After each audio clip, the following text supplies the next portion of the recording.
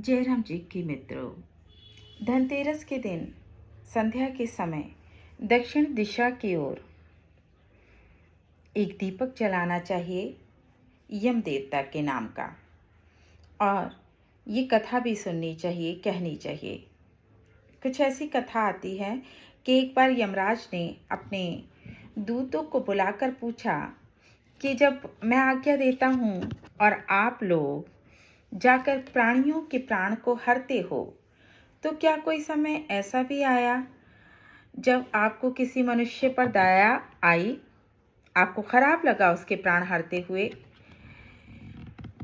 तो फिर यमराज जी के दूतों ने उत्तर दिया कि हंसा नाम का एक बड़ा राजा था। वो किसी समय शिकार के लिए वन में गया हुआ था। कुछ ऐसा हुआ कि वो अपने साथियों से बिछुड़ गया, वन में इधर उधर भटकने लगा। वन में घूमता हुआ वो है हेम नामक राजा के राज्य में चला गया।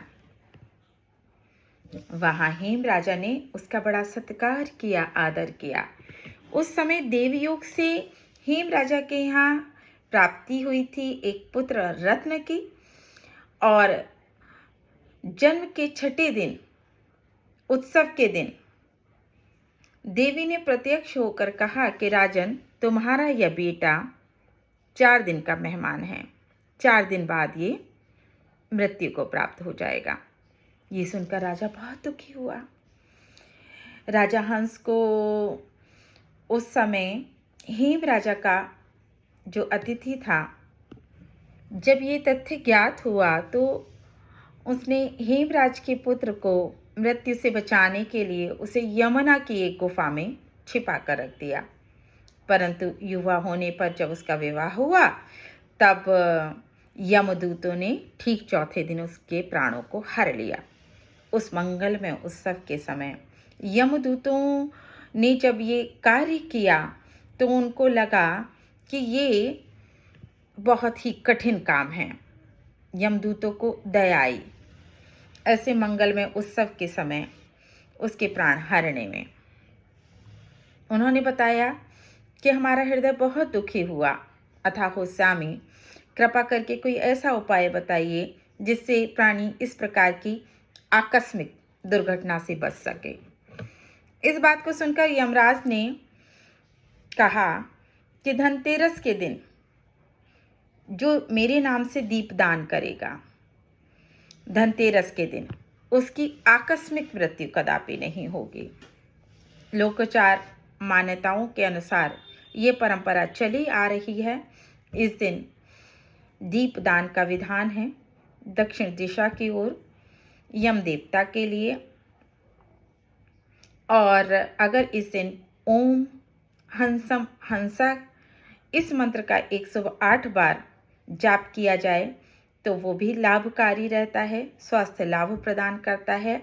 और यदि इस मंत्र का जाप दैनिक विधान में ले लिया जाए तो स्वास्थ्य लाभ में 4 चांद लग सकते हैं। पुराने समय में दादी जी या नानी जी के मुख से सुना होगा, हम में से न जाने कितनों ने, कि शरीर से जब हंस निकल गया तो फिर शरीर मिट्टी हो गया, मिट्टी खराब हो गई क्योंकि शरीर से हंस निकल गया। हंस क्या है ये फिर इस कथा से समझ में आता है।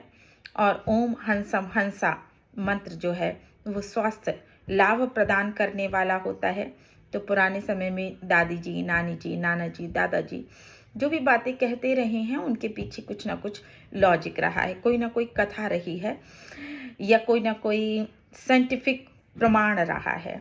लेकिन ये चीज़ें विलुप्त हुई हैं क्योंकि हमारा प्राचीनतम साहित्य या तो हम पढ़ ही नहीं पाए हैं या उसको कहीं ना कहीं विलुप्त कर दिया गया है। तो लौटिए संस्कृति की ओर और जानिए अपने मंत्रों को, अपनी कथाओं को, अपने त्योहारों को, उनके मनाने के पीछे के साइंटिफिक रीजंस को, और अपने त्योहारों को स्वस्थ तरीके से मनाइए, बिना भेड़ चाल के, बिना भीड़ भाड़ के और बिना आंखें मूंदे हुए।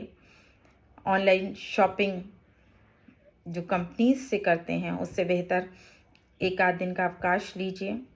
एक आध दिन का अवकाश लेकर बाज़ार की रौनकें देखिए, बाज़ार से सामान खरीदिए, हाट बाज़ार कीजिए। कुछ ऐसी चीज़ें नज़र में आएंगी जो आने वाले कई सालों में स्मृति में रहने वाली होंगी, या आप बताएंगे इस दीपावली हम बाज़ार गए थे तो ये हुआ था, या हमने इस स्थिति में ये काम किया था, और वो कई बार प्रेरणा भी बन जाती हैं हमारे बच्चों के लिए।